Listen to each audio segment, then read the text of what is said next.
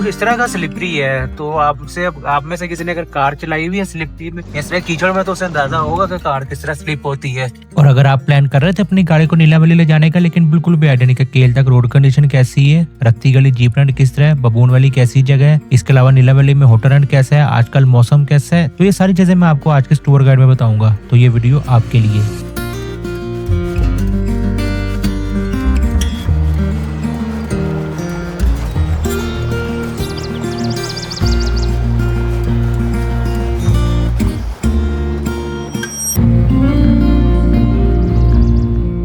अगर आपने इससे पिछले देखी ना तो मैं नारायण आया हुआ था, और जो मेरा नाइट स्टे था वो मैंने बालाकोट में लिया था। ये उन लोगों के लिए जिन्होंने नारायण आना और सोचते हैं कि नाइट स्टे बालाकोट में लेंगे। तो रात ना बालाकोट रूम में हल्की सी गर्मी फील हो रही थी, ज़्यादा देर नहीं, 1 बजे तक। 1 बजे के बाद फिर मौसम बदला तो रूम का जो टेम्परेचर था ना काफ़ी बेहतर हो गया था। तो अगर आप आने वाले जून जुलाई दिनों में सोचते हैं कि बालाकोट नाइट स्टे करेंगे तो शायद आपको यहाँ पे एसी वाले रूम की जरूरत पड़े। अभी नहा भी हमने ठंडे पानी से लिया, हालांकि गर्म पानी ही आ रहा था। तो ये थोड़ा सा आपने ध्यान रखना है बालाकोट में अगर नाइट स्टे करते हैं तो। आप लोगों का मुजफ्फराबाद तक इस्लामाबाद से रूट होगा वो 12 को बाईपास मरी एक्सप्रेसवे वाला इस्लामाबाद उतर के मोटरवे से। लेकिन मैं क्योंकि बालाकोट से मुजफ्फराबाद और वहां से अगर नीलावली जाऊंगा तो मेरा जो रूट है वो थोड़ा सा डिफरेंट, और ये रूट लूंगा मैं वहां जाने के लिए। ये बालाकोट का मशहूर बीसिया चौक है। यहाँ से सीधा चले जाए तो मानसर है, लेकिन हम लेफ्ट मोड़ है गड़ी हबीबुल्ला की तरफ। गड़ी हबीबुल्ला केपी और कश्मीर के बिल्कुल बॉर्डर पे है। गड़ी हबीबुल्ला तक जो रोड कंडीशन है ना, वो आपको मतलब रोड तो एसफाल्ट ही मिलेगा, लेकिन थोड़ा सा रफ रोड और ये नैरो रोड है। तो यहाँ पे अपनी गाड़ी थोड़ी सी एहतियात से चलानी है।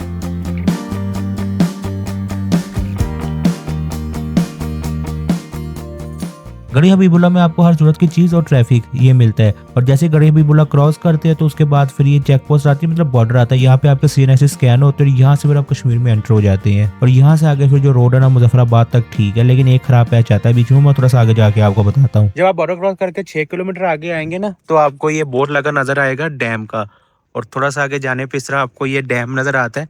आज इसका जो पानी है ना वो इस तरह हुआ हुआ है, लेकिन नॉर्मली ये पानी जो है ना ब्लू कलर का होता है।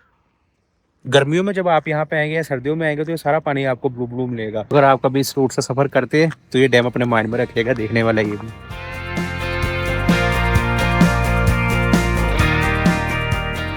इस डैम से आगे जैसे मजीद सफर करेंगे तो ये लोहार गली नाम की जगह आती है, और बालाकोट से मुजफ्फराबाद के दरमियान सिर्फ आपको यही लोहार गली में खराब रास्ता मिलता है। तकरीबन 500 मीटर का ये पैच होगा। एक लंबा पैच आता है, उसके बाद एक छोटा सा पैच आता है। इतना मसला नहीं है, कार्स वगैरह चली जाती है, बस ये कि बारिश में थोड़ा सा लैंडस्लाइड का रिस्क रहता है, तो यहाँ पे थोड़ी सी एहतियात करनी है। बाकी इस पैच के बाद फिर आगे मुजफ्फराबाद तक जो रोड है ना वो बड़ा बेहतरीन है।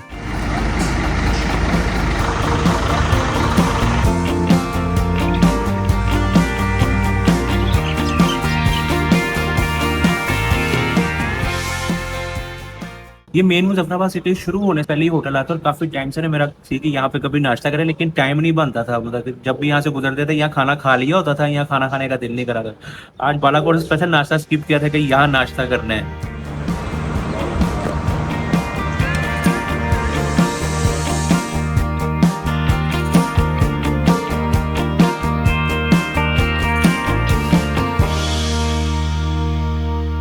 जब नाश्ता आया था तो लग रहा था कि ज्यादा ऑर्डर कर लिया है, लेकिन खाया गया।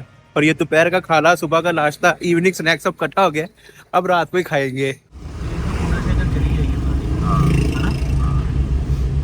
मुजफ्फराबाद पहुंच के आपने सिंपली गोल आंटी को कहना है कि हमने नीलम वैली जाना, तो वो आपको नीलम वैली वाले ना रूट पे डाल देगी। रोड कंडीशन की बात करो तो रोड ठीक है, बस बीच में आपको इस तरह के ना मल्टीपल पैचेस मिलते हैं, छोटे छोटे, इतने ज्यादा नहीं, तो इतना तंगी नहीं इन पे होगी। बस एक थोड़ी सी एहतियात करनी है।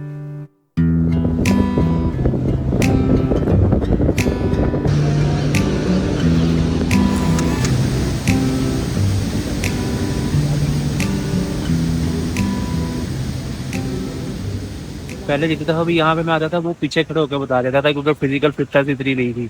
अच्छा, ये डिलीवरी जैसे शुरू होती है ना, नहीं शुरू होने से पहले, मतलब जैसे शुरू होने वाली होती है तो ये धानी वाटरफॉल आती है, और मतलब कि दूसरी वाटरफॉल है। इससे पीछे भी एक छोटी वाटरफॉल आती है, लेकिन वहाँ फैमिली आते थे, लेकिन मैं अब आप रुका नहीं हूँ। तो जैसे नीलावली शुरू होगा ना तो आपको नजर आ जाएगी मेन रोड पे ही है। और अब इसका पानी भी काफी तेज है, वरना भी जब सर्दियों में था तो पानी को इतना खास नहीं था यहाँ पे। मुजफ्फराबाद के बाद पब्लिक वॉशरूम भी ना आपको ये धानी वाटरफॉल के पास ही मिलते हैं, पेड वॉशरूम, और रिफ्रेशमेंट भी यहाँ मिल जाएगी आपको। धानी वाटरफॉल से जैसे थोड़ा सा आगे आएंगे तो आपको ये खराब पैच मिलेगा, और इस पैच से जैसे थोड़ा सा आगे आएंगे तो फिर ये चेक पोस्ट आती है। यहाँ पे आपकी गाड़ी में जितने भी अडल्ट हैं सबके ओरिजिनल CNSS की ना एंट्री होती है। उसके बाद यहाँ से आगे आप थोड़ा सा सफर करते तो आपको ये डैम नजर आएगा, और जैसे ये डैम नजर आए तो समझ आएगा कि अब नीलम वैली शुरू हो गई है। और ये नीलम वैली शुरू होते हैं जो शुरू का 1.5-2 किलोमीटर है ना, वो रास्ता आपको थोड़ा सा खराब मिलेगा, लेकिन इतने परेशानी वाली बात नहीं है। 2 किलोमीटर बाद जो ये रास्ता है ना, ये ठीक हो जाता है। पहले एंट्री यहाँ पे होती थी, लेकिन अब पीछे एंट्री हो जाती है। यहाँ पे सिर्फ बताना पड़ता है कि हमारी एंट्री हो गई है। यहाँ से आगे रोड ठीक है, लेकिन ये रोड नैरो है, तो थोड़ी सी एहतियात करनी है। बाकी यहाँ से आगे तकरीबन 3-4 किलोमीटर बाद नीलम वैली का पहला टूरिस्ट पॉइंट आता है। अगर तो आप मेरी वीडियो रेगुलर देखें तो अब तक तो आपको ये पॉइंट याद होना चाहिए। अगर नहीं हुआ, यहाँ मतलब कि वीडियो आप पहली दफ़ा देख रहे हैं, नीलम वैली आपने पहली दफ़ा जाना तो ये वीडियो देखी है। तो जैसे नीलम वैली शुरू होती है ना, जो पहला टूरिस्ट स्पॉट आता है ना, वो LOC पॉइंट है। LOC पॉइंट इसलिए कि यहाँ पे जो मेरे पीछे सारा आपको नजर आया अक्टूबर कश्मीर का, यहाँ पे इंडियन फ्लैग भी लगा हुआ है और यहाँ पे आपको वहाँ की पॉपुलेशन भी नजर आ जाती है। और ब्रिज का भी मैंने बताया है, जो रेगुलर लोगों को पता होगा, अगर नहीं पता तो यहाँ पे वो ब्रिज भी है जिस पर व्हाइट लाइन लगे। व्हाइट लाइन की तरफ हमारा एरिया, व्हाइट लाइन की तरफ उनका एरिया।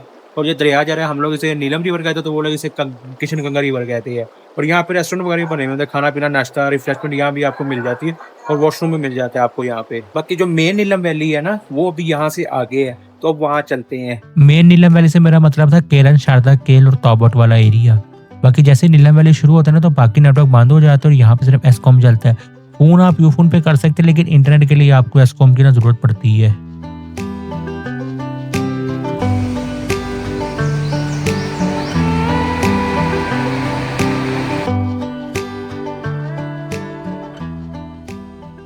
ये कुंडल शाही मेन बाजार से अगर हम लोग इस तरफ चले जाए ना, तो कुट्टन जगरान और बपून वैली, और इस तरफ जाए तो वो केरन शारदा है। कुट्टन विलेज बपून वैली का आप ये देख ले, उसके बाद फिर मैं आपको अगला केरन शारदा का बता देता हूँ। ये कुंडल शाही बाजार से 5 किलोमीटर आगे आता है कुट्टन विलेज। वहाँ से मजीद 18 किलोमीटर की ड्राइव पे आता है जगरान, और जगरान से कुछ 17 किलोमीटर आगे है बपून वैली। बपून वैली जो है वो एक्सट्रीम किस्म का ऑफ रोड ट्रैक है, मतलब कि गाड़ी को खत्म करने वाला। अगर अपनी 4x4 है आपके पास तो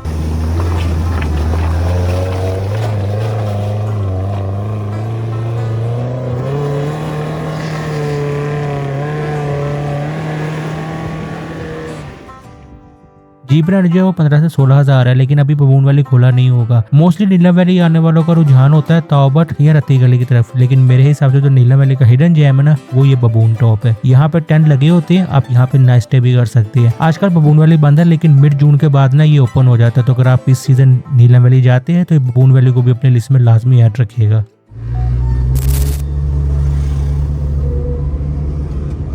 ये कुंडल शाही के बाद ना अटमुकाम नीलम वैली का मेन मतलब बस मेन टाउन है, और एस्कॉम की सिम भी आपको यहाँ मिल जाती है। इसके अलावा भी जरूरत की चीजें आपको यहाँ से मिल जाती है।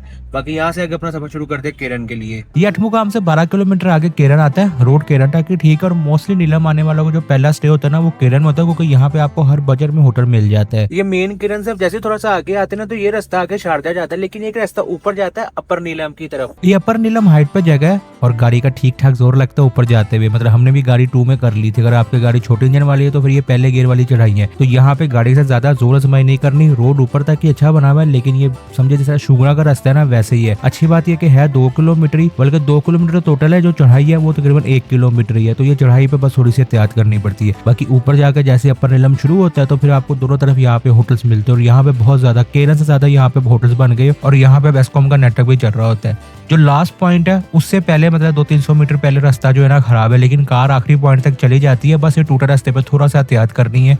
खास तौर पे जिनकी ग्राउंड क्लियरेंस लो है ना, उनको थोड़ा सा ज्यादा एहतियात करना पड़ेगा।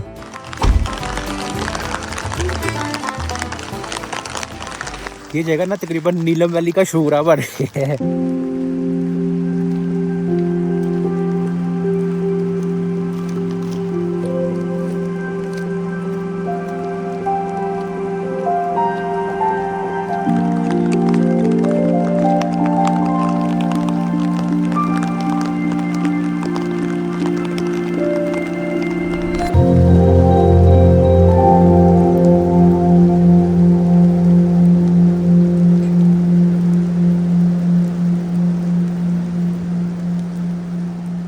ये अपर नीलम ना बेसिकली एक विलेज है और बहुत ही पुरसकून विलेज है। यहाँ पे नाइट स्टे का एक फायदा होता है कि ये थोड़ा सा हाइट पे है, तो यहाँ पे मौसम रात को बहुत ज्यादा अच्छा होता है। अगर जून जुलाई में केरन में ना दिन में थोड़ी सी गर्मी फील होती है, इवन शाम में भी कई दफा थोड़ी सी गर्मी फील होती है, लेकिन इस जगह पे जो मौसम है ना, वो हर वक्त रात को खास तौर पर बहुत ज्यादा ठंडा हो जाता है। अगर आप इस दफा नीलम वैली आते हैं तो अपर नीलम लाजमी अपनी लिस्ट में रखेगा, और अगर आपको इस तरह का वेदर मिल जाए फिर तो आपकी ट्रिप के पैसे पूरे हो जाएंगे। बाकी है कि बारिश बहुत ज्यादा तेज हो रही है और अभी हमारा सफर बहुत बड़ा है। नीचे उतरते हैं ना गाड़ी थक्के से तेज होती है, तो पापा ने गाड़ी एल पे की हुई है ताकि ना ब्रेक कम से कम अप्लाई करनी पड़े, क्योंकि ये बहुत ज़्यादा ना ऐसे गाड़ी है मुसलसल ही तकरीबन समझे 1.5-2 किलोमीटर नीचे उतरनी है। तो आपने भी कोशिश करनी है कि लोअर गियर में उतारे ताकि आपको मुसलसल ब्रेक पे पैर ना रखना पड़े। बाकी केरन के बाद दवारियां आता है। दवारियां तक वैसे तो रोड ठीक है, लेकिन ये एक लंबा सा पैच आता है, तकरीबन आधे किलोमीटर से थोड़ा सा ज्यादा ही है। तो यहाँ पे अगर बहुत ज्यादा रश हो तो आपको ट्रैफिक जाम मिल सकता है, तो इसका अपना माइंड में रखना। थोड़ा सा स्लिपरी है, तो यहाँ पे गाड़ी भी थोड़ी सी एहतियात से चलानी है। ये दवारियां मशहूर है रत्ती गली लेक के लिए। द्वारे से रत्ती गली का जो जीप ट्रैक है वो तकरीबन 18 किलोमीटर का है। मैं अभी अक्टूबर में गया था और बहुत ज्यादा ही बम्पी जीप ट्रैक था। ये जीप तब 12-13 हजार ले रही थी। अभी रत्ती गली खुली नहीं है, तकरीबन जून एंड में जाकर ना इसका ट्रैक ओपन होता है। और अगर तेल की प्राइस सही रही तो इस दफा जो जीप रेंट है वो तकरीबन 16-17 हजार रहेगा। बेस कैंप तक जीप जाती है। बेस कैंप से रत्ती गली आगे तकरीबन 1 किलोमीटर से थोड़ी सी ज्यादा की ना ट्रैकिंग है, लेकिन हम हर दफा घोड़े ले लेते हैं। घोड़े की टिप ये है कि आपने जाते हुए घोड़ा लेना है और वापसी में फिर अलहदा ले लेना है। अगर आना जाना वैसे 3000 रुपये में होता है, लेकिन ऊपर जाकर फिर आपको टाइम थोड़ा मिलता है। ये कि आप जाते हुए घोड़ा ले लो, वापसी फिर अपनी मर्जी से है, और नीचे आते हुए घोड़ा जो है ना आपको थोड़ा सा सस्ता मिल जाता है। जब जैसे रत्ती गली का ट्रैक खुलेगा तो आपको इस तरह का मौसम मिलेगा, मतलब यहाँ पे ऊपर आपको थोड़ी बहुत बर्फ लाजमी मिलेगी जून में भी। बाकी जुलाई अगस्त में जो इसका व्यू है वो टोटली डिफरेंट हो जाता है। और मैं रिकमेंड ये करूंगा कि जुलाई अगस्त में इसको देखेगा जब इसके फूल पूरे निकले होते हैं, ग्रीनरी पीक की होती है।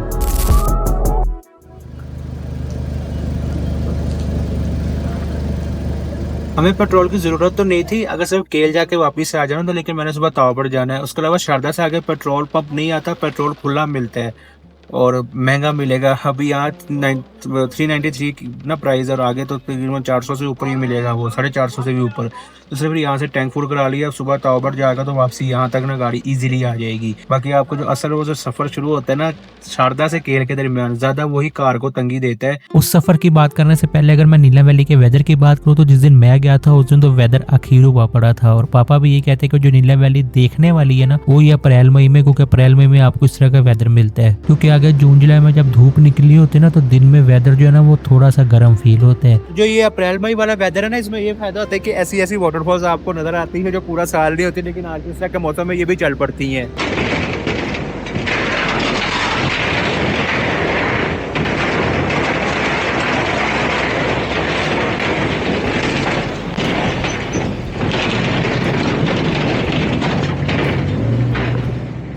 शारदा तक आप हर किस्म की गाड़ी में आ सकते हैं, बेशक वो सीवी की क्यों ना हो। असल जो मसला शुरू होता है ना रोड का, वो शारदा से आगे शुरू होता है। शारदा से भी 9 किलोमीटर आगे तक इजी सीन है। जो केल से पहले 10 किलोमीटर ना ये बहुत ज्यादा खराब है। केल से एग्जैक्टली 10 किलोमीटर पहले ये एक वाटर क्रॉसिंग आती थी। लास्ट ईयर इसमें गाड़ी बड़ी बुरी तरह नीचे लगती थी, लेकिन इस साल अच्छी बात यह कि इसमें ना पत्थर निकाल दिए तो ये इतनी गहरी नहीं है, इससे तो आप इजिली गुजर जाएंगे। असल मसला जो है ना वो इससे आगे शुरू होता है। तकरीबन 8 किलोमीटर सफर रह गया है और इसमें थोड़ा सा ब्रेक आया है क्योंकि पापा का दिल कर गया चाय पीने का।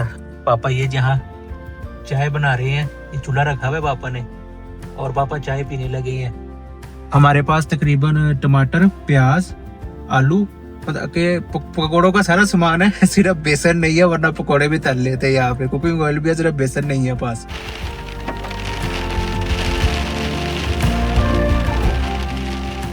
पकौड़े तो नहीं है पर केक रस से गुजारा हो जाएगा। खैर अब बात करें आखिरी 8 किलोमीटर की, तो ये आपको टॉर्चर फील हो सकते हैं, क्योंकि ये जो आखिरी के मतलब कि 6-7 किलोमीटर ना ये कच्चा रास्ता है और थोड़ा सा नैरो भी है, और जब बारिश हो जाए तो फिर ये स्लिपरी भी हो जाता है। ज्यादा मसला स्लिपरी की वजह से हो रहा था, कच्चा तो इतना नहीं है क्योंकि अक्टूबर में मैं सिटी पे ऑलरेडी इस रास्ते से जा चुका हूँ ना केल, तो इतना मसला नहीं कार पे बनता। लेकिन ये कार बचानी बहुत जगह पे पड़ती है। कुछ जगह ऐसी आएगी जहाँ पे आपको कार में से अंदर वाली सवारियों को उतार के गुजारनी पड़ती है, क्योंकि कार नीचे लगती है, खासतौर पर जिनकी ग्राउंड क्लियरेंस थोड़ी सी कम हो। उसके अलावा 5 किलोमीटर बाद ये एक वाटर क्रॉसिंग आती है। पीछे वाली वाटर क्रॉसिंग में तो गाड़ी नहीं लगती, लेकिन इसमें गाड़ी लगती है, तो यहाँ पे आपने बहुत ज्यादा एहतियात करनी है। इसके बाद भी एक वाटर क्रॉसिंग आती है, उसमें भी थोड़ी सी गाड़ी ना जब वाटर क्रॉसिंग क्रॉस कर जाएगा ना तो फिर लग सकती है। केरन के बाद आपको नाइस्टे का ऑप्शन ना शारदा में भी होता है। अक्सर लोग अपनी गाड़ी पीछे शारदा में खड़ी करके तो 5000 दे के जीप करा के आ जाते हैं और रंकेल करके तो फिर वापस उसी जीप पे वापसी ना शारदा आ जाती है। लेकिन ये कि लोग अपनी कार से लेके आए हुए थे। मैं ये नहीं कह रहा कि कार नहीं जाती, कार चली जाएगी, बस ये कि बहुत ज्यादा एहतियात के साथ आपने गाड़ी लेकर जानी, खासतौर पर अगर आपकी महंगी गाड़ी है और अगर ग्राउंड क्लियरेंस थोड़ी है। बाकी इतना मसला नहीं, जो आपको पूरे सफर में मसला बनता है वो ये आखिरी 5-7 किलोमीटर बनेगा। इसके बाद आपको कोई भी मसला नहीं बनता। हाँ, केल से आगे गाड़ी ना लेके जाएगा, और वो क्यों नहीं लेके जानी वो इंशाल्लाह मैं आपको अपनी अगली वीडियो में बताऊंगा।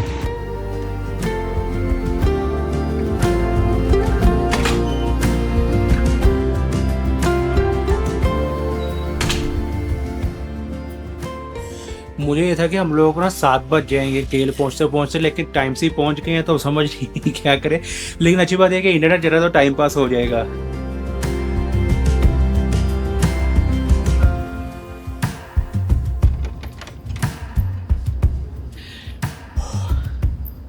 वैसे हैरानी की बात है, अभी मैं 3 माह पहले आया था, तब यहाँ पे सर्दी कम थी, आज सर्दी ज़्यादा है।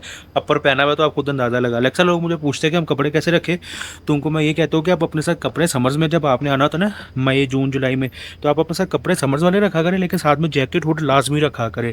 क्योंकि इस तरह के गर्म कपड़े पहने और गर्मी लग रही हो तो कोई हल नहीं, लेकिन पतले कपड़े पहने और सर्दी लग रही हो तो उसका हल होता है कि आप ऊपर कोई जैकेट या हुड पहन सकते हैं।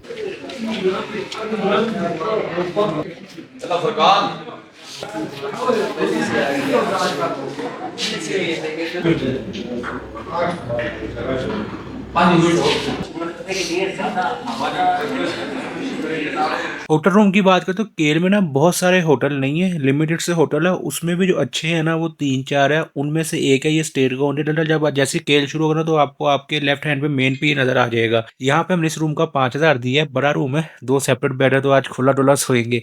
और पानी जो है वो सुबह 7 बजे वो कह रहे थे कि आपको गर्म पानी मिल जाएगा। बाकी मेन मेन चीज़ें मैंने सारी बता दी, अगर मुझसे कोई चीज़ मिस होगी तो आप कमेंट में पूछ लेगा। बाकी मैंने बताया था कि मैं सुबह नारायण, मतलब कल नारायण था और बालाकोट से आया हूँ।